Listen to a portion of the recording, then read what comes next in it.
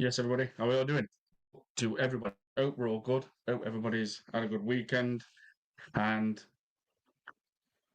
Sesko goal, Man United, 1-0. Looks like Carrick's unbeaten run is going to continue. What a manager. Up to yet for Man United. Maybe he might be the one. You just don't know. Good player, very good footballer. Michael Carrick, very, very good. Um, So yeah, hope everybody's good. Hope everybody's doing well. Good weekend. Good performance in the second half yesterday. But lad, and even Shane Gooner mentioned it as well, which is it's not rocket science. It's obviously clear to see. Tottenham I've got around 10 injuries slash suspensions, and they're on free fall. So to me, it's like it was expected. If you look and you think, right, we're top of the league, yes, it doesn't always work if you're top at league and you play near the bottom or mid-table and you end up thrashing them. It can happen. But if you look and think, right, Arsenal's top at league, they're going to be up for it because it's North London derby. Maybe Tottenham would be as well. But Tottenham have got that many injuries.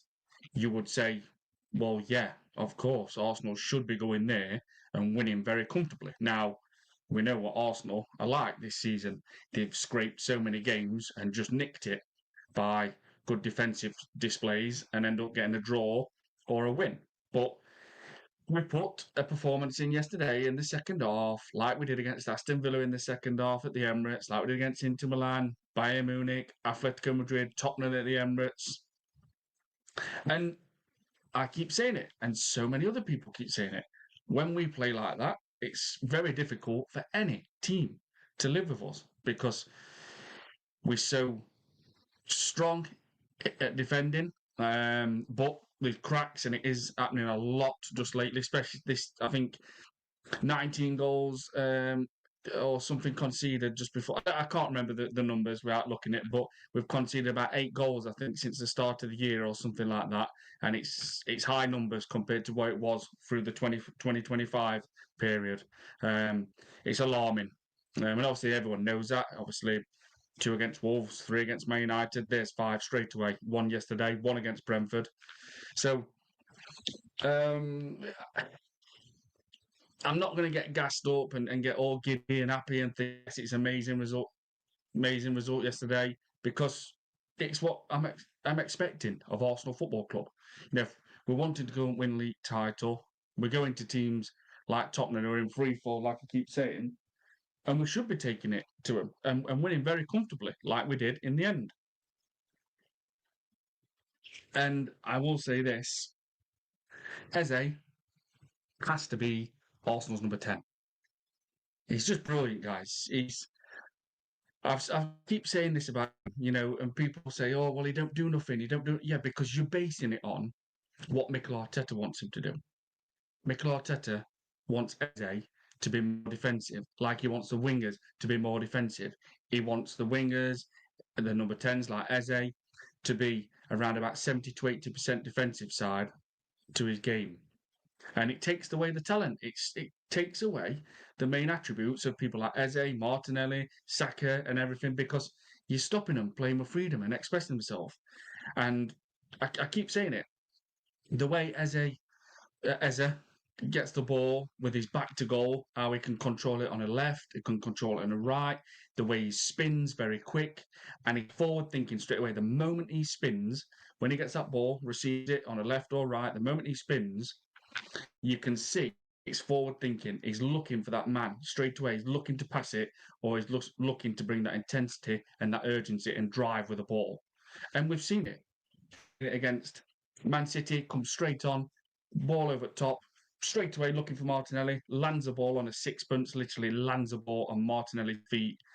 Perfect. And the weight of his passing at times from Martinelli is incredible. How he can hit it on the floor and the perfect cushion, the perfect power on it, and it just lands at the player's foot from to or lands at the player from just to run onto it and do what they want, or it lands in that perfect space where they can just smash it. I mean, against Wigan, yeah, and people can say, "Oh, what are you on about? It's Wigan, it's Wigan." Yeah, the League One, 21st in League One, I think they were at the time when we played them. Glenn Whelan, um, was the interim manager. So they was literally down in dumps. They were literally on free fall. And they came to Emirates, obviously, and were beaten comfortably. But Eze played fantastic. And obviously, people will say, yeah, well, it's Wigan, it's Wigan, it's Wigan. It doesn't matter who it is. If you give a player like Eze that freedom and allow him to express himself, he's an absolute baller. He's absolutely class. If you give Eze the freedom and allow him to express himself, he will cause massive problems. No matter who it is, don't matter who it is. You can forget when people say, "Oh, yeah, it's only Wigan, it's only Wigan." I'm not having that because the ball passed into him with his back to goal. If it would have been against Real Madrid, nobody is around him at that time. It's then down to Eze what he does. It's down to Eze what he does when he's got his back to goal. Like I said, it could be against Real Madrid, it could be against Man City, it could be against Barcelona, Bayern Munich. At the time, when the ball's played into him, and you can see his intelligence to his game, it doesn't matter who it is, there's nobody around him at the time, it's what he does. He's got his back to goal, he takes it on the left, takes it on his right, very good control, both feet, and the way he spins. And he's very quick at spinning. And the moment he spins, he's looking up and he's forward thinking and he's thinking, I need to pass, I need to pass, I need to pass, or I'm going to drive with the ball and show and bring that intensity and urgency and cause problems. And that's what we've got with Eze as our number 10. I don't want to see Martin Odegaard playing in this starting lineup again for Arsenal, especially in the Premier League. FA Cups, yeah, maybe. Carabao Cup, not sure yet, but not in final. Do not play Odegaard in that final. That needs to be Eze as well, especially because it is a final. So, yeah, I mean, 1-0 Man United still. I just don't. I don't trust Arteta. I don't trust him. Win a title rate, obviously, we're top at league. Man City play Leeds United away on Saturday night. And then we've got Chelsea. So obviously the gap will be 2 points if Man City beat Leeds, and Leeds ain't. I mean, going back to I think the last 14 games, the run they've been on, I think they've only lost goal. No, oh, I think they've only lost like 2 games in about. I think it's about in the last 14 games, maybe lost 2 or 3 matches or something. And the teams they've had everybody. You know, they've played Aston Villa twice in that. But is he through? Is he going to beat him? Oh, he's got it. It's Mbemo. If he passes it, it's just a set up for him to score, and it's 2-0. Man United 2-0. Šeško yet again. Wow. Man United. Michael Carrick not lost a game yet. Šeško comes on off at bench and saves the day. Scores 2 goals. Wow. Chris Welsh, big up, mate. Hope you are well. Big up to you, Chris. Good to see him chat, my guy. Go and subscribe to Chris Welsh, people. Chris, hope you're good, mate.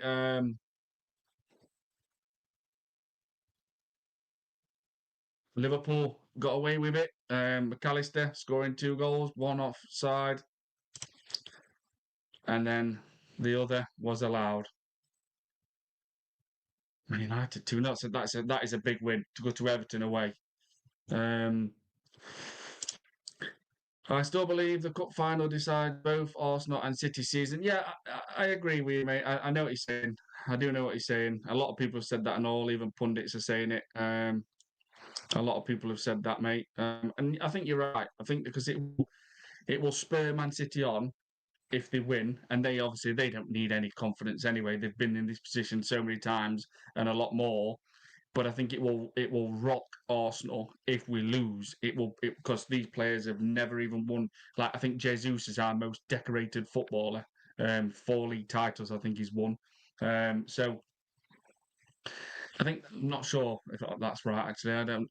But I just look at some of these players, and like some of them, Copa del Rey, and that I think Martin Odegaard won it with Real Sociedad or Zubamendi. It would definitely if it wasn't Martin Odegaard, it would have been obviously Zubamendi. So I just look and I think if we lose, it could literally hammer Arsenal because, like I said, the mentality of the players not there, and they've got a manager what's never been a manager before, won league titles or anything. So, there you go on that one. And if Man City win it, it'll just even give them more confidence. And that's the last thing you don't want to do. You don't want Man City to get confidence. Absolutely not.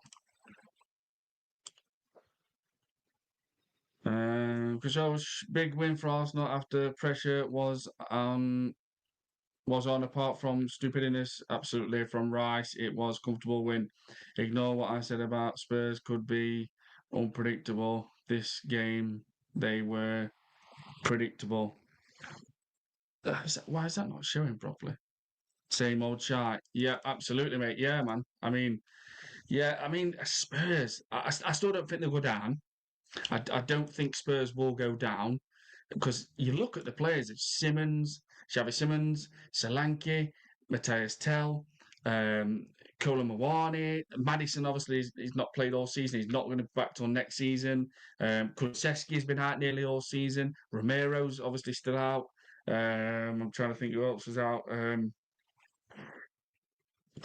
Kudos. I mean, they have had a lot of injuries. Let's be fair. Tottenham have had absolutely loads of injuries, but I still expect them to be better than what they are this season, and at least around about 12th because of what they've had.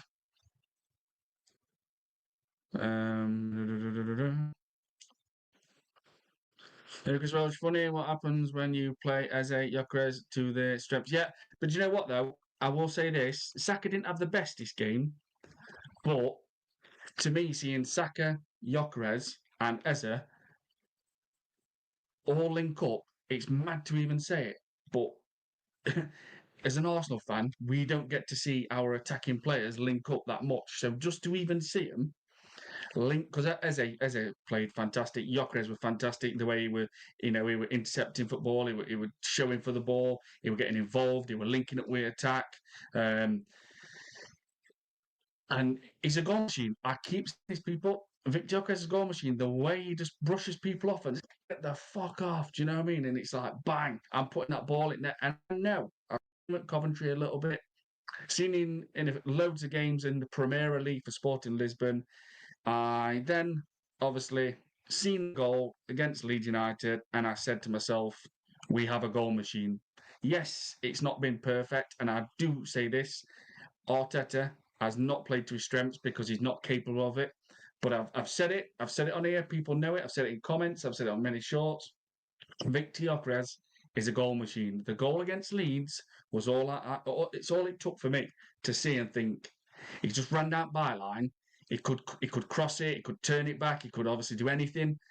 And he were like, not happening. This is at Emirates, by the way. Not happening. Shoulder barges him off at ball. Keeps running. Next minute, cuts in a little bit.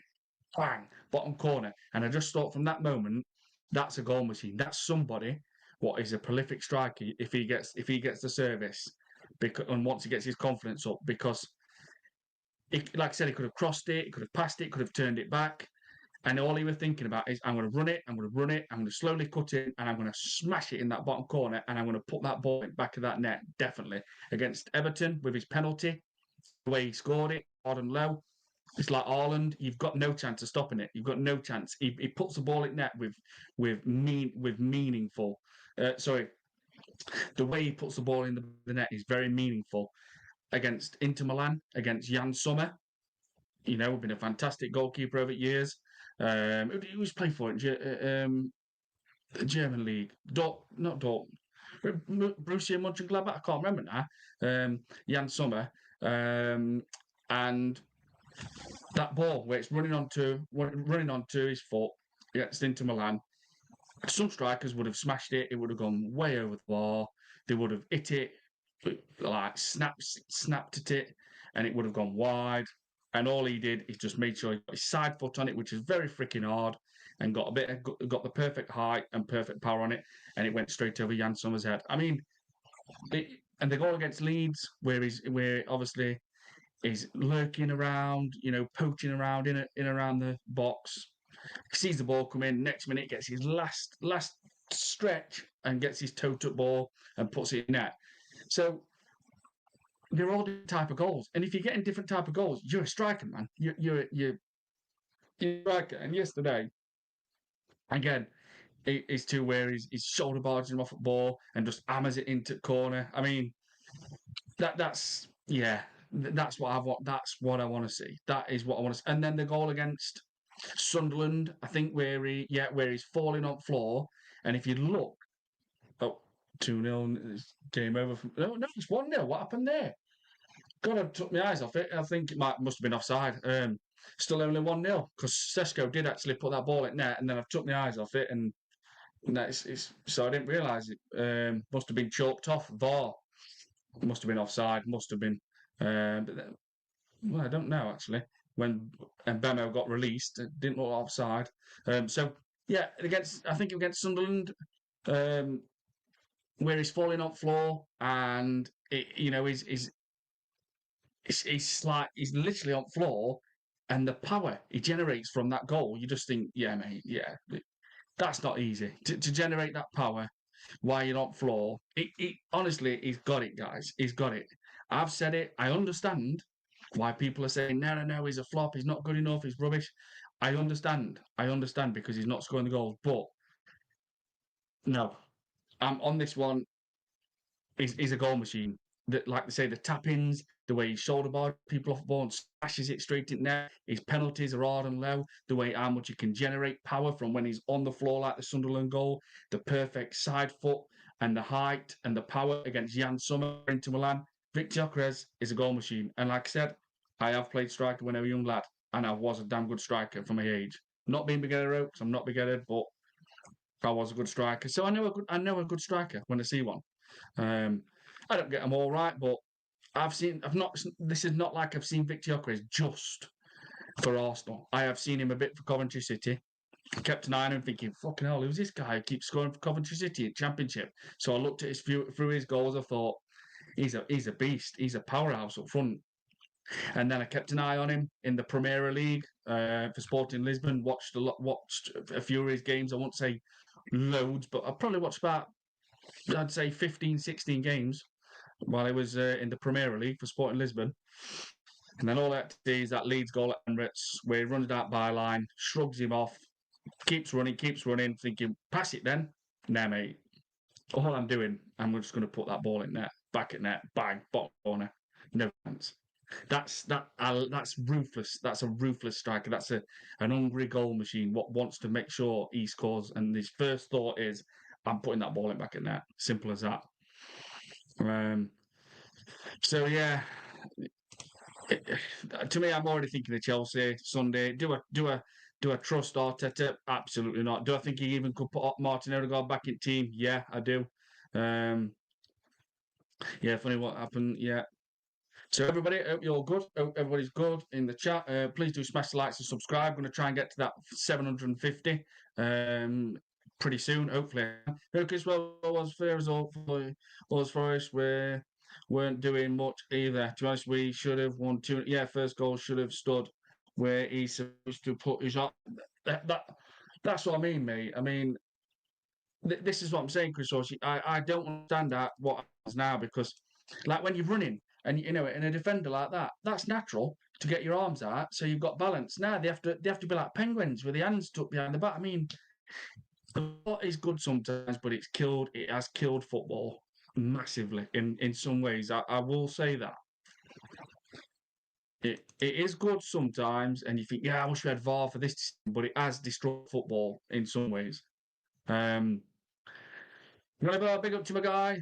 Hope you're good, brother. Don't let the victory over Tottenham paper. No, absolutely. Over the cracks, I don't trust this manager. No, he will mess up the team selection against Chelsea. He will drop Eze for that snot bag guard. Absolutely, snot bag guard. If he does, and we're at Emirates, there'll be boos. People will be questioning it even before the kickoff. No matter what happens, they will question it. How the hell can you drop Eze? A player like Eze with confidence, man, he's dangerous. Because Spurs' issue is they have more attacking midfielders than wingers. Kudos and Simmons are 10s. Yeah, I mean, but Kulusevski, they've got freaking loads of injuries. Absolutely, loads of injuries. Chris Ross McAllister, career is finished. Another one who's been overplayed. Yeah, maybe from last season by club and country. He has Inter Milan written all. Yeah, he might. He might leave. I think he might leave in summer. Chris, you might be right, mate. You might be right on that one. But Gyökeres is Gyökeres as a lethal shot. Oh, 100%. Absolutely. Absolutely. Right. Mate, he's a goal machine and he has got a lethal shot. Trust me. I've seen it plenty. I've seen it in Premier League where he turns his back to goal, bang, Haaland low. He is like Haaland. People say, is this going to be two? Takes it round the keeper. No. Pickford stops it. Man United win again. Michael Carrick. Gyökeres. Gyökeres power showed v Spurs. 100%. He's an absolute beast. I've said it all, and like I said, I understand why people don't agree. Or could Everton? Wow, what a shot! That was a fucking hard shot. That's how good. Be up to my guy. How are you? Congratulations as well, mate. Well deserved on the 2,000 subs. Dotside, go and subscribe to Dotside, people. What did I tell you, Rich? D14 can put that ball in the net. He did. Put the ball in that net, the lad. That lad said that. Put that ball in the net. Dunno. I think Gyökeres. I think Gyökeres will get another 10 goals in all competitions before the end of the season. You know what? That is a very, very reasonable shout. I absolutely. I think you. For all competitions, 10 more goals. I think that would probably be about the number. Ideally, I would love him to score another.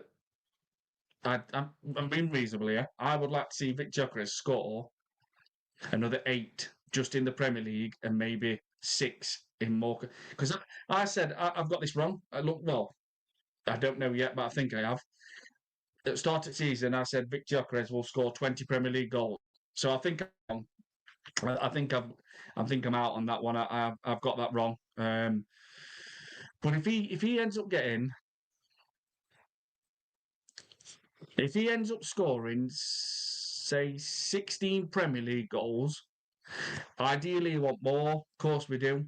But for what we've seen over the last years or so, that's a massive jump. That is a massive jump to score 16 Premier League goals and maybe let's say he scores 7 in all competitions. I would be, from how it started, I'd be like, that's turned out to be quite decent. Is it a bit of decent form? But if Kai Havertz is back, I'm sure he's going to be. I'm sure he's going to end up getting away in this team. I thought I'd never say this, but even I have said, and I made a team for the Tottenham game. But I didn't realise everyone was apparently Kai Havertz could be playing, and obviously then he didn't play an end. But I would even like to see Declan Rice, Kai Havertz, and Eze in front. I would even like to see that in midfield and go all out. Zubamendi on bench. But we know what it's not. We Arteta, you just don't. It's just not going to happen. Oh, penalty! Is that a penalty? Well, it's gone over 95 minutes anyway. Andy Kershaw, big up to my guy. Good to see you in the chat. Big up to everybody as well. Hope everybody's good. Big up Rich, with the right service, you could easily get 25, 30 goals a season, 100%. And not just the right service as well, Andy. If they play to his strengths, if Arteta allows the players to feed him, and allows Gyökeres to play with his own strengths, like 1 second, if he allows, let's say, Eze to keep being very creative in middle, being that orchestra, being that natural spark and pulling the strings and feeding Gyökeres and allow him to go and show that intensity, urgency, passing the ball fast, like we seen yesterday from Eze. Man United just won again. But Arteta, it just feels to me sometimes in most of the games, he's like, lads, stop. Whoa. Let's get you back on string. Let's get you back. And stops him. And yesterday, it just feels like to me, that game against Aston Villa in second half at Emirates, where we really did turn up, and it's probably it's the best I've seen us play this season. I think that second half against Aston Villa at Emirates, and it just felt like they came out in second half, and all the players just thought, you know what, fuck you, Arteta. We're not listening to you. You're taking our attributes away. You're stopping us from attacking. You're making us look like we don't know how to attack, that we ain't got any intensity, any urgency to our game. It just felt like that, and they didn't listen to him. And then games after, we played Bournemouth that Saturday night, and you thought, it feels like he's got an hold of them again, where he stopped us from expressing themselves, playing with freedom. And then, we've seen it yesterday. We've seen it another game after. Let me think. You could say Leeds, and Sunderland, but I mean, it wasn't the best against them. But obviously, we did score 4 and 3. But yesterday, it were like in that second half, they came out, and it just reminded me of the Aston Villa second half, as if the players thought, "I'm fed up with this. I'm fed up with this. We can't lose this game. Right, I'm going to take this game into my own stride. I'm going to play my own game." Now, I don't know what's been said in changing rooms at half time. Nobody does. Absolutely nobody does. But it just feels sometimes like these players are like, right, I'm just doing my own thing. I'm going to play football to the best of my ability because I know how individually and personally good I am. And a lot of them were better than Mikel Arteta ever was as a player. So I just don't know, man. I just keep thinking like, when they play with freedom and express themselves, if I seen those performances like I did against Tottenham yesterday, second half, and the Aston Villa in the second half, the Inter Milan, the Bayern Munich, the Atletico Madrid, the Tottenham at the Emirates, I would actually say, yeah, of course we're going to win Premier League.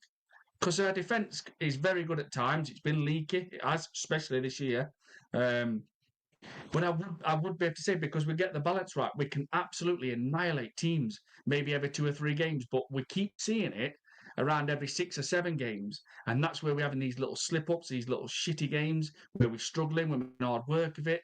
So this is why I'm confident, guys. This is why I'm not confident, because I don't know what Arsenal's going to turn up. I don't know what Arteta will allow them to play like. And obviously, Arteta is the biggest problem why we won't win the league, because of what he's done. And he's already done the damage. It's all right, people say, oh, yeah, look at us now. We've got this run to go on. He's already done the damage.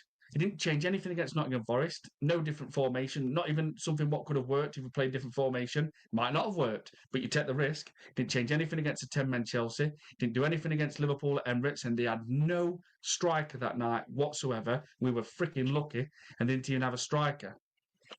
Didn't do anything to change against Man United. So Arteta's already done the damage yet again to me. That's how I see it. He's already messed this season up for us already because of where we are now. We should be strolling. We should have beat Tottenham yesterday and just thought, that's another one ticked off.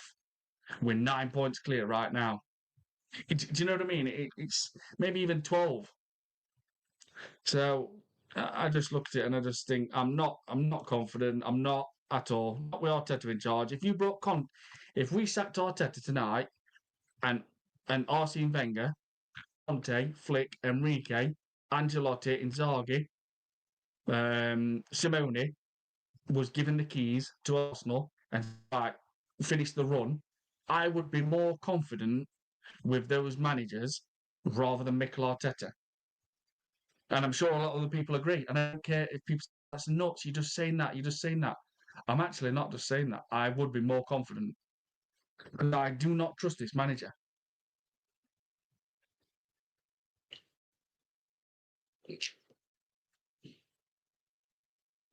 And it's not from things that I'm making up. It's actually things what's factually happened previous seasons. Like yesterday, I mean, why has Declan Rice got to stay on pitch all the way through? This guy needs to be. We need to be in a position now where we're finishing teams off, getting the job done early, and then let's get Declan Rice off after 6 minutes. After 60 minutes or so. Let's get Timber off after 50 minutes. Let's not play Timber some games. Let's rest him. This is why I keep saying it, and I've said it before, because he's never been a manager. He's never been in these situations before, and he still keeps making the same mistakes. And when it comes to like, I bet these players looking up touchline and thinking, how, how can he inspire these players, guys? That's what I keep saying. How can Arteta inspire these players? Because he's hardly won anything as a player. He's not won any title. He's never been a manager before he came to Arsenal. So this is why I keep saying to be in a title race in a strong position to win the league, which obviously we are top at league, we couldn't have probably wished for a worse manager. And history doesn't lie. History has already seen. So history has already proven to us, and well, to me and many other Arsenal fans, that we do not trust Arteta because of things what's happened in previous seasons. So I'm just not confident. I'm not confident, and I think Tottenham. Sorry. I think Chelsea will turn up Sunday. I got it wrong about Tottenham. Hands up, I got it wrong. I thought they would have a new bounce under Igor Tudor because it's not like he ain't managed big clubs. Yeah, he's not a good manager. He don't stay around for long. His last 3 managing jobs was Juventus. Then he went to Lazio and then Marseille. Um, he's not a manager what sticks around, but I just thought there would be a new manager out. But let's take in consideration they had that many injuries. If they had more players back, they probably would have given us a game and a half. They probably would have been really up for it. Obviously they're at home. They've got absolutely about 10, 11 players injured and suspended. They probably would have turned up against us with that new manager bounce. But obviously yesterday we took them to cleaners in the second half. Right, let's read people's comments. So Chelsea to me is a massive. The game's massive now, but I'm Chelsea. I think we're drawing to Burnley. Obviously, getting a player sent off. I think that really pissed Liam Rosini off and all. I think they'll really put a performance in against Arsenal. I really do. But we'll see. We'll see. Does that what did I tell you, Rich? Yeah, can put the ball in the net. Absolutely. But I think Gyökeres will get another 10 goals in all competitions before the end of the season. Yeah, big up Rich. Seen that one. Dark side, I hope Eze and Glock start every game. Now, so do I, Dark side. Like, I know Saka didn't play the best yesterday, but seeing Saka, Gyökeres, and Eze all link up, even just to link up, like I use the example of Sturridge, Suarez, and Sterling. Even to see our front players just linking up, it feels like wow. We hadn't seen that for a long time. Do you know what I mean? Just like playing alongside each other, obviously showing for the ball and pass it, basically just linking up. We just don't even see that enough. So yesterday when I'm seeing it, I'm thinking, fucking hell, like it was enjoyable to see them passing the ball, setting each other up.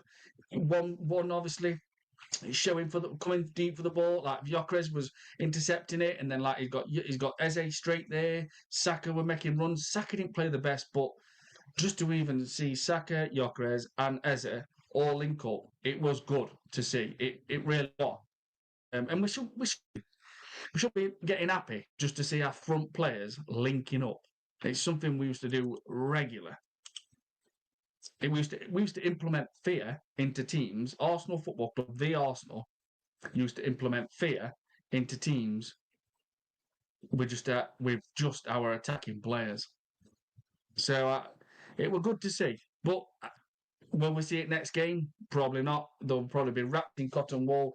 Arteta will give them all big, nice cuddles.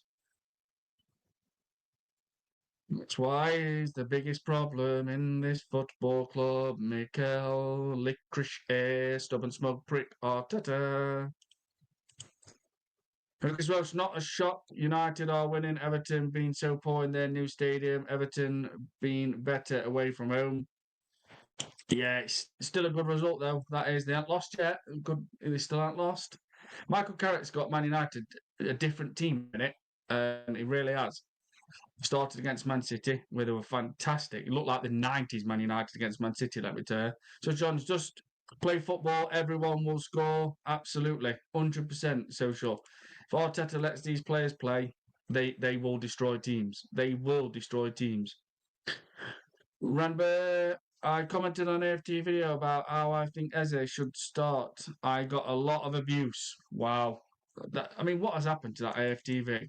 I used to watch every single video, transfer daily, match reactions. I mean, so John, Mikel Stupid, Mikel Stupid games plans to stand on the ball, pass backwards, don't force anything, cost us. According to some fans, I'm an Odegaard hater. All I said is that he's the weakest captain in our history. 100% weakest captain in football, mate. In history. I said he's declined badly in the last 2 years, and Arteta can't justify why he starts him. He better not start against Chelsea. I think you know what though. I think a lot of fans will really like click on. Like they'll be really annoyed if Arteta starts Odegaard on Sunday.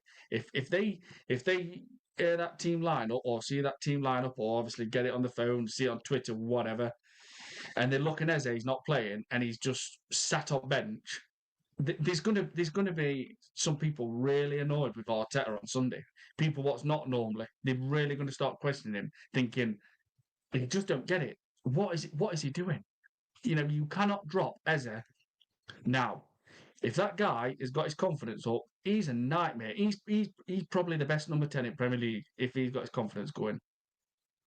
Lucas Welsh, Arsenal had these wins last season. Remember 5-1 City, which led to nothing. 100% out of that. Led to nothing. Absolute nothing. So John's and then the PSV 7-1. I mean, it led to nothing. We score 4 goals, one game.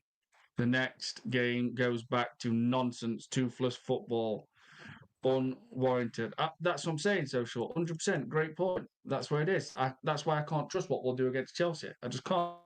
And the problem with that is because of Mikel Arteta, because he wants to be too nicey and defensive.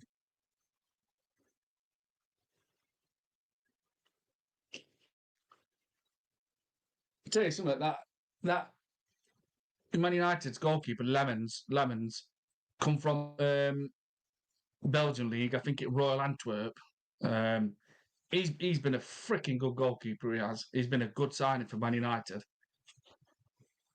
On another channel, I got told I'm a plastic fan because I said Arteta needs sacking if we win nothing. Was I being unreasonable? Absolutely not. You're speaking facts, Rennie, 100%. If we don't win anything this season, he will go down as one of the biggest failures football scene with what his time given and the money he's been given to spend. So John Norgard needs more minutes. It's absolute criminal. Rice and Zube keep playing. Yeah, that's what I'm saying, Social. When we played Wolverhampton Wanderers on the 13th of December at the Emirates, you just thought this is what we brought Norgard for. No way will Rice and Zubimendi both play. The two defensive midfielders. No way will we play two defensive midfielders at Emirates at home, Christmas period, Saturday night, televised. And next minute, Zubimendi and Rice is playing, and you just think, fucking hell, what is it with this manager? What? Why? Why does he keep doing things like this? Why the hell would you play Zubimendi and Rice against Wolverhampton Wanderers? At the time, they were on the course as well to break. They still could be to break the record for the least points ever in Premier League history. But even when we played them on the 13th of December at the Emirates on that Saturday night, they'd not won a game. They'd not won a game. There was even worse than what we. There was even worse than what we are now. And it just proved to me, I'm thinking, this manager is a coward. He's just so defensive. He's shit scared of losing. He hasn't got the bollocks to go and take it to teams. Why the hell are you playing Zubimendi and Declan Rice in midfield at home? What the hell are you doing? And on that night, and I keep saying this, before we played Wolves, we played Club Brugge from the Belgian League in Champions League, won them 3-0. Madueke scored a cushioned header and a very, very good goal from edge of box. And I just thought, well, this has surely got to be on Saturday night. This is made for Madueke, surely. Surely Madueke is going to play Saturday night. He needs his first Premier League goal. Arteta didn't even give him 1 minute.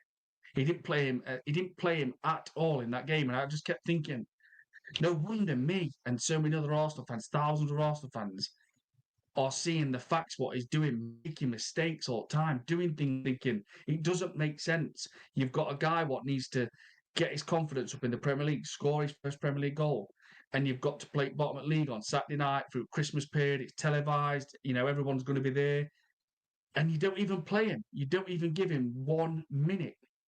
So, and obviously with the Zubimendi declaration, this is why people will not trust and back Mikel Arteta. Some do, but there's a lot what don't, and there's more what don't as well.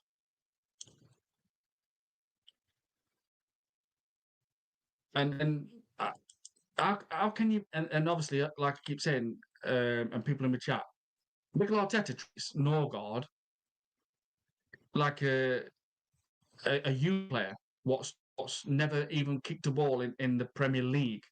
This guy's the ex-Brentford captain in the Premier League. It's like you're taking the piss out of him. Another player taking the piss out of him, as if he's not good enough to play in this Arsenal team against teams like Wolves and that. As if he's not good enough just to have a few games a season where he starts.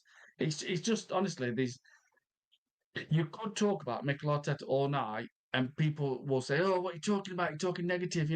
He's the greatest man." But the things what I'm saying, and people in my chat, we don't have to make it up because it's already happened. Arteta doesn't play Norgard. It's not made up. It's factually correct. He doesn't play him. He didn't play Madueke against Wolverhampton Wanderers on 30th December when he needed to score his first Premier League goal, and it was perfect timing after just scoring 2 goals in against Club Brugge in midweek in Champions League. He didn't give him 1 minute. So that's not made up. We don't make things up here. We get things wrong. I get things wrong, and I put my hand up. But I will not make things up and bullshit and say, "Oh yeah," because what I'm saying has already factually happened. But you get these other channels, the Rory, Adam Keys, Egan, I'm trying to think, Igal. When they say things, you think, well, that's not true. That's not true because what we've said has already happened, and you're making out, Arsenal, like Igal's late on round about 5 weeks ago. Yeah, Arsenal will be running away with league by January, but they won't, though, Igal, will they? These people get too much publicity for lying. And it is factually lies. Some things they say might be true.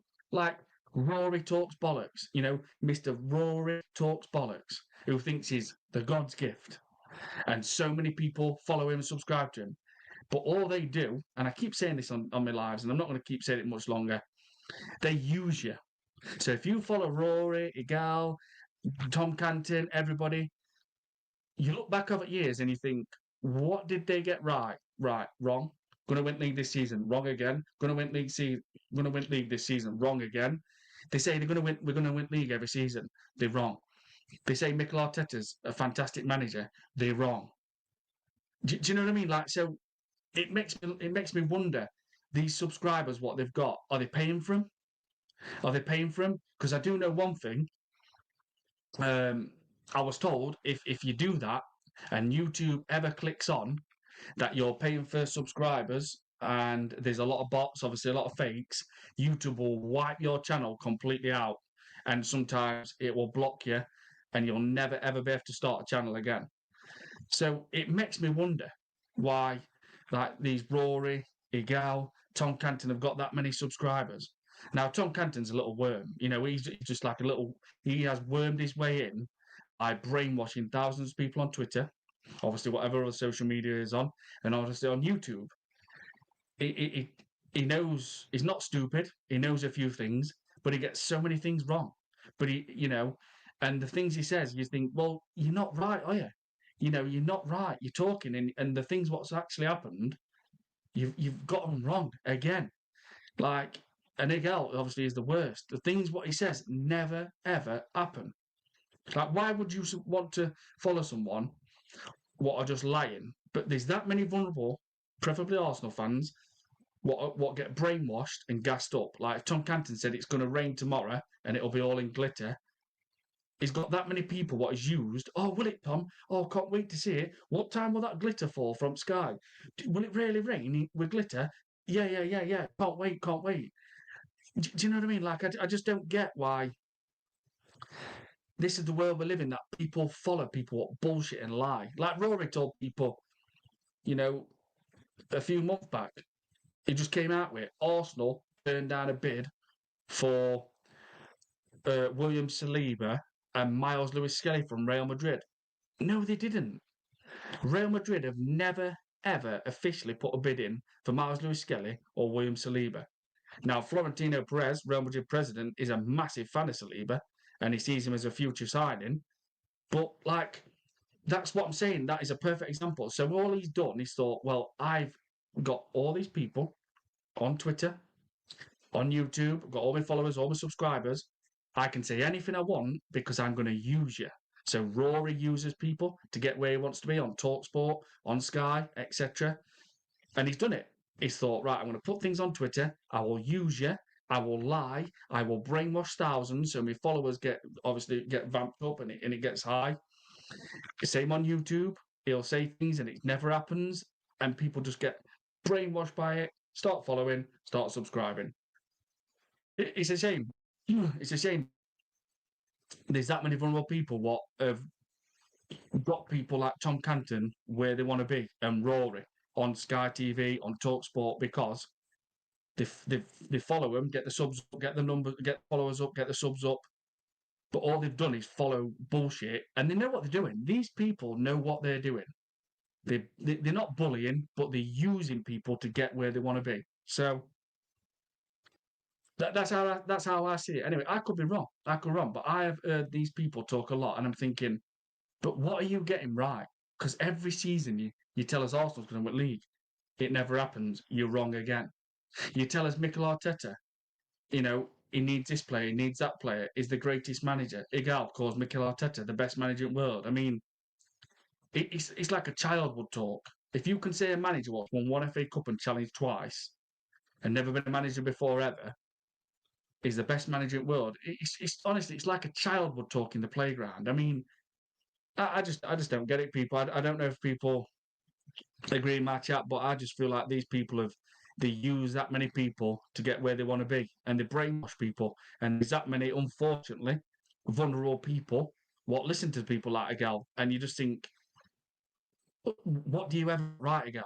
What are you actually getting right? When you say things, it's never happening. So what am I listening to, following and subscribing? Because you're using me, basically. You're just using us, the Rorys, the Adam Keys, Tom Cantons. You're just using us to get your followers up, to get your subscribers up, to get your popularity up. You know what I mean? That's all they're doing.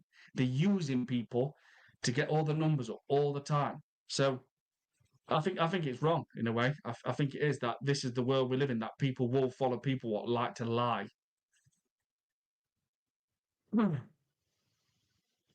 And there's a difference between lying and getting things wrong. I do get things wrong, but I will say, got it wrong, obviously.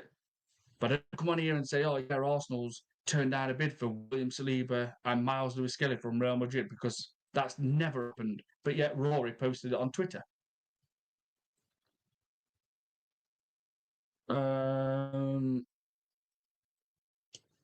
The absolute Odegaard is definitely needs minutes. 100%. Very calm, very intelligent, knows the drill, knows the game, knows the Premier League. I mean, ex-Premier League, ex-captain for Brentford, man.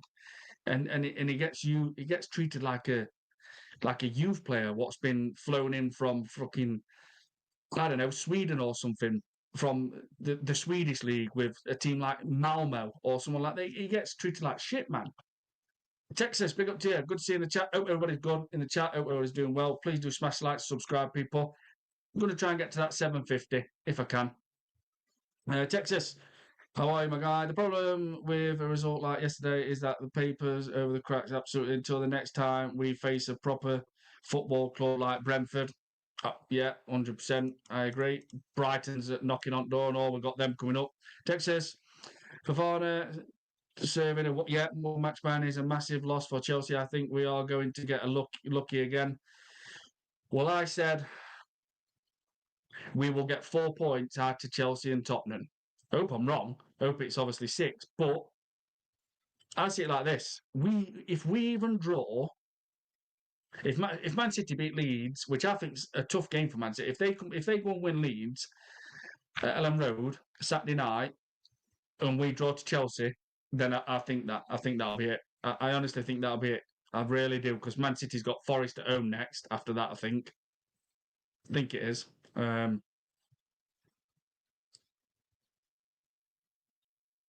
that's where I'm going to probably say, yeah, nah, it's not happening. But I think Man City's got Chelsea as well, though. I think actually they have. Yeah. Well, I look at fixtures in a minute, and I'll show you something as well. Um, Remember, Chelsea will turn up. We will need to be careful and not make any silly mistakes. I think we will beat them by the odd goal in a very tight game. Yeah, either that or a draw. I think, Remember, that might be it, mate. Kawaja, big up to you, my guy. Good to see you in the chat. Go and subscribe to Kawaja, people. 8 likes so far. Keep smashing the likes, everyone. Thank you very much, my guy. Kawaja, big up Rich 99, also the legend. At the chat, good evening, everyone. Welcome back, mate. Big up to you, Kawaja. Go and subscribe to Kawaja, people. That side, FTV has declined. Odd, man. Absolutely. It's full of top gooners now. Yeah, it is. It is. I used to watch it all the time, and I mean all the time. Kawaja, full time, Everton and Man United won. Sesko, yeah, I think he scored 2 and all, didn't he? But one were offside. Remember, based on stats, facts, Arteta is becoming a specialist in failure. He is. I'm going to show you something in a minute, guys, in a minute. Remember, Egal, Stricto, and behaves, yeah, behaves, I know, or cringe. That's another one. How do you pronounce it? Behaves. I can't. You would say it. Behaves. Babs. I think they call him Babs, don't they? I think. Yeah. I know what you mean. I know what you mean. Roger, Chelsea next must win game. No excuses. Absolutely. Absolutely. Yeah, it's 3 points, mate. That's all it is now, man. There's no drop offs. But I find it extremely difficult to watch Stricto, Igal, and Bavs cringe and deluded on another level, 100%. And Ranniber, I do agree, man. I do agree. Blood now. Let me just make sure I get that. Blood now. Big up to my guy. Good to see you in the chat. Hope you're well, brother. Big up, Rich. Like and subscribe. Thank you very much, buddy. Thank you very much. It would be good to hopefully see Havertz back at the weekend. Yeah, I would like to see a bit of a attacking, and I mean a proper attacking team in some games. I mentioned I'd like to see Declan Rice, Havertz, and Eze in midfield. I'd like to see that some games. I don't know if that's a good idea against Chelsea, but Claudia Top Gunner's not talking about Norgard. Lack of minutes yesterday. He needs to be playing. Norgard needs to be playing. I mean, look at this. MLS, no minutes. Yeah, it just it showed me a clip and all where he was sat on bench and he just looked as if to say, "I'm not going to get back in this team, am I? I'm not going to get back in this team." Honestly, he just looked a bit fed up, as if to say, "I'm not going to get in this team." If Nkapi's not playing, then it's Calafiore left back. If Calafiore's not playing, he plays Timber there. I think he realizes that his England place is done. That's finished. Nico Riley's 100% going to go to that World Cup. What a footballer he is. He has got a lot, the height, the power, the intelligence, the way he breaks into the box. He's hungry for a goal. He's got a good shot on him.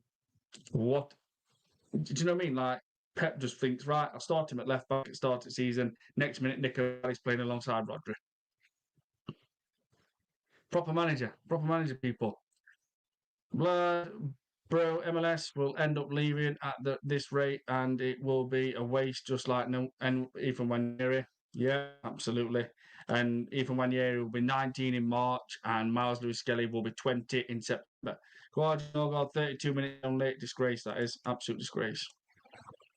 Guardiola Calafiore might play left back. I'm MLS in midfield. V's Mansfield Town. Yeah. Well, I mean, he was going to play, wasn't he? Miles Lewis Skelly was going to play midfield against Wigan. And then Calafiore pull up with an injury, I think it was. So you just think, oh, of all, we were looking forward to it. Then next minute, obviously they were injured. I think it were injured Calafiore, yeah, and then obviously Miles had to go and play left back. So let's just have a look at some. If there's any news, man, let's have a look. There's some. I want to show some facts and all. I want to show this. Like this is what I've. So this is where we. I want to share this. Look at this. So look at this. I've asked like, what does it take? So show me obviously what elite top. Yeah, yeah, yeah. After 6 years at a club, an elite top manager is typically defined by their ability to deliver sustained success, tactical evolution, and cultural stability, while trophies are the most common yardstick. The elite label often depends on the club's specific baseline and resources. So, should they have won multiple trophies? This is for 6 years, people. Like Arteta, generally, yes. For top tier clubs, a 6 year tenure without multiple major trophies is rare because elite status is usually synonymous with winning. The gold standard managers like Carlo Ancelotti won 15 trophies in 6 years. That's a lot. At Real Madrid, including 3 Champions Leagues, Jurgen Klopp completed the set, winning every available major trophy at Liverpool in just 7 years. This is what I'm saying. It just gets worse for Arteta. It gets worse, guys. I mean, what? The progress expectation managers may still be considered elite if they show clear progress in top tier competitions like the Premier League or Champions League, despite lower trophy count, especially if they are rebuilding a club. Context matters. Overachieving relative to clubs' predicted finish or ending a long-term trophy drought can elevate a manager status even if the total trophy haul is modest. What defines? There we go. What defines an elite manager? 6 year mark. Beyond the silverware, an elite manager must demonstrate several core traits to survive and thrive for over half a decade. Yep, it was 7 year in December 19th/20th for Arteta. 7 year. Squad rebuilding, the ability to refresh and rebuild a winning team to avoid the fourth year curse. Tactical innovation, maintaining distinct and effective tactical identity. Pep Guardiola's tiki-taka or Klopp's again pressing. I don't know what while remaining flexible enough to adapt to opponents. Man management and in high pressure environments, diverse player personalities, and maintaining squad trust over all seasons, stability and vision, building a long term club culture, and meeting the board's expectations for European qualifications and revenue. Are you elevating a specific manager's record, or are you looking to compare the trophy hauls? Or yeah, I'm not gonna. I'm just. I'm talking about Arteta. That's what I'm talking about. Right, and then this is a problem. This is becoming a problem. This is what I run about with the defensive kind of little frailties. What we're seeing at minute. Look at this. This is getting a bit of alarming.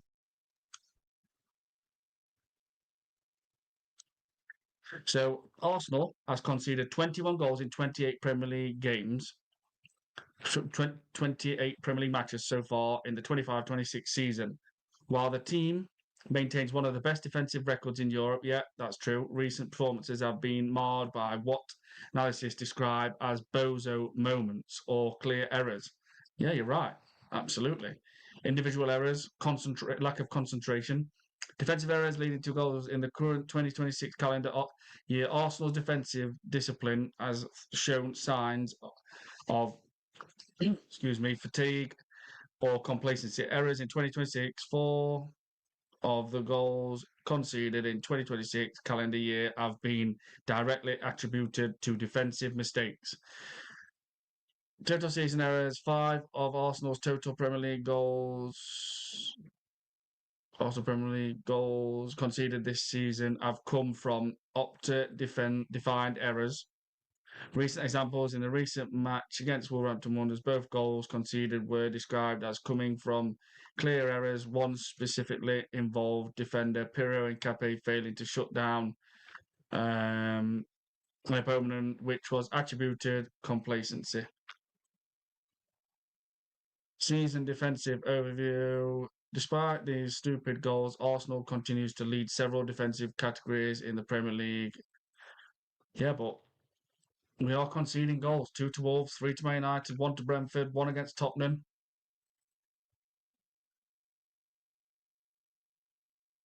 It shows you key defensive performers. Core of Arsenal's defence form stable. Jordan Timber leads the squad in duels, 51, and tackles 30. Gabriel Magalhaes holds the highest duel success. David Raya has recorded 12 clean sheets. So there we go, people. There's a few little things. But yeah, he's basically saying with the trophy, man. That's yeah. Where did I get to? I've expect no, yeah, MLS no minutes. Let's see that one. Here we are. MLS in midfield, mental time. Yep. Next one. Fergus Walker. Be up to this. Tottenham won a European trophy last season. Would you be happy with a trophy plus this situation? Absolutely not be happy with where they are right now and in the league finished last season. But winning trophies is what it becomes about. I mean, you enter top elite sports, you don't just enter it to participate and challenge. Like, if you think about it, like people say, "Oh yeah, but we've challenged, we're nowhere near when Arteta took over, wanting challenge." But challenging is like a nearly thing, and nearly never comes to fruition. So if nearly never comes to fruition, what is the point? You know, what is the point? Like, no one remembers a second team, a third team in league. We're nearly FC at minute. We're not. Who cares about challenging? Challenging, you don't enter. If you want to be the best, you don't enter any elite sport competition to just challenge. No one cares about the challenger. Everybody cares about the winner. That's where the focus comes. No one's interested about, oh yeah, he finished second. That team finished second. No one's bothered about that. They want to see that all they think about and remember and look at is the winner. No one's interested about a challenger. It gets boring after a bit. That's if we don't win this league this season and we don't win the Champions League, but let's say we win the Carabao Cup and the FA Cup, no one's going to say at the end of the season, pundits, ex-players, fans from other clubs, nobody's going to say, "Oh, brilliant season from Arsenal, well done, they done double." Everyone's just going to say, "Is that it? Is that all you've got? You still, with 980 slash 1.3 billion, whichever want to go, Great British pounds or dollars, you still cannot even get over the line with Arteta winning a major trophy. That's all it's going to be. Even if we stand there at Wembley twice this season and lift the Carabao Cup and FA Cup, we will still get battered in the press, and rightly so. Rightly so. Battered by pundits, commentators, everybody, because they'll just say he's just not good enough. Mikel Arteta is just not good enough to take Arsenal to that next level and get us over the line. And most of these players' mentality is shocking at times. So again, like that's where Arsenal are now because of all these fans what have run their mouth season after season. Arsenal's going to win Premier League title. What's stopping Arsenal winning treble? What's stopping Arsenal winning quadruple? Especially these people on Twitter, and it's there to see. They've done it, or Arsenal's the greatest team in the world at minute. No one can match Arsenal. Oh, no, you don't belong on this table. You can't. You're not in this conversation with Arsenal. They've done it. They've set us up. That's not me. Not me and people in my chat. It's the Agals and the Rorys and the Adam Keys and the Tom Cantons. They're the one who everyone's going to be bantering, not me and not other people, because I don't do that. I don't. Oh, David Ray's good. Yeah, he's best in world. Calafiore, decent left back. This is yeah, he's best in world. That's all you get from these Arsenal fans. Some of them. These fans, some especially the ones that are obsessed with Arteta, they're an embarrassment. They are an embarrassment. It's like you're worshipping a guy what's won one FA Cup and challenged twice. So what I'm saying. Even a double this season is dire for Arsenal. It's a shit season. As much as it'll be great to be at Wembley again, even though we haven't been there for 6 years, that's nothing. No, Arteta took that away from us. Obviously, we're going back there this year, but we haven't been there. So even a double of winning a double, it would not be even accepted for Arsenal Football Club this year. And rightly so. It shouldn't be. It's either the Premier League or the Champions League.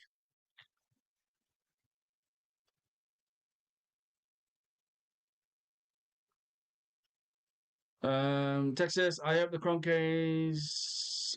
Let me just put that out there. Texas, I hope the Cronkies are keeping a tab on the financial cost to Arsenal of appointing a rookie manager. Yeah, I'm hoping Andre Bertrand and that. I'm hoping they're taking note and thinking if Arteta don't win that Premier League, he's good. But I want him sacked anyway. Even if we win that Premier League, get him out of his club because it's the football at times. It's diabolical. Sometimes I think I'd rather not have Arteta there at all and let these players just turn up and play against teams, and we'd win a lot more games. Because some of these players, they know more about Arteta, so they know more football. They're better than Arteta. They understand the game more than him. He has to micromanage everything. Right, everybody. I am going to end this live right now. Sort of jump on and have a chat and see what how people are. So thank you very much, everybody. Do enjoy the rest of your night, and no game in the week, which sometimes is a bit boring. But yeah, let's just see what happens. But Man City first against Leeds away. Let's see what they do. Texas, the draw against Wolves was largely due to Arteta absolutely not using his bench in time. That's a rookie manager mistake. 100% Texas, absolutely. So many things what Arteta's doing, what has done over the years and showing. He's just not a top elite manager. It's factually correct. He's not a top elite manager. A top elite manager in a game, especially against a team with 10 men / Chelsea, would have walked away from Stamford Bridge and took all 3 points because he would have looked at him and thought, it's not working. So I tell you what, we've got a massive advantage. Let's just go and crush them. Let's kill them. Let's get out there in that second half against Chelsea. They've got 10 men. Let's play two up front and let's just destroy them. Even if they play 10 men, even if they play two strikers for 20 minutes, 10 minute, 15 minute, or whatever, we would have beat Chelsea that night. And if we'd had a top elite manager, that would have happened. They'd have just gone in half time, right? We've got an extra man, guys. We're taking all 3 points. We're not going to go back out there and play our normal formation. What we do is a 4-3-3. We're going to cause Maresca a massive problem. He's already got a massive problem anyway because he's lost Caicedo. But we're going to give him another headache, and we're going to play two up front and make it so difficult for him. We will definitely walk away with 3 points. Instead, we was hanging on to Chelsea, who had 10 men. The top elite manager would have done that like that. Naturally, just thought, right, I know what we're doing in second half. We're going to destroy Chelsea. Get out there in second half, play two up front, 10, 15 minute, even 20 minute, and we'll run them ragged. But Arteta's not got that. He's not capable of doing that. Just not capable. It's 4-3-3. And if it don't work, he just relies on defence, and that's it. And that's been proven. Not me making it up, not people in the chat. It's been proven. He's done it over and over again. Last season, done it this season.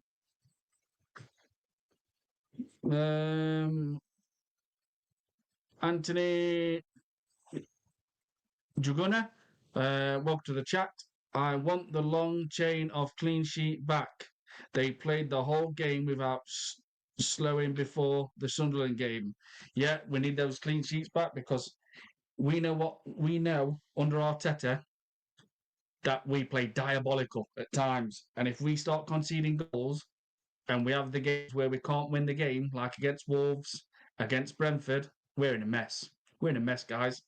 We're going to struggle. We're going to struggle. If we start conceding stupid goals, like a concentration, individual errors, and we have more games like we did against Wolves, against Brentford, against Liverpool at Anfield, against Forest, but against Chelsea, 10 men, Arsenal's in shit. Arsenal's in trouble. Man City could. All it takes is Man City to tighten their defence up and the league's finished. The league will be over. Right, everybody. Thank you very much. Please do smash likes and subscribe as well if you're new to the channel. Hope you enjoy the rest of your night. And yeah, Chelsea coming up.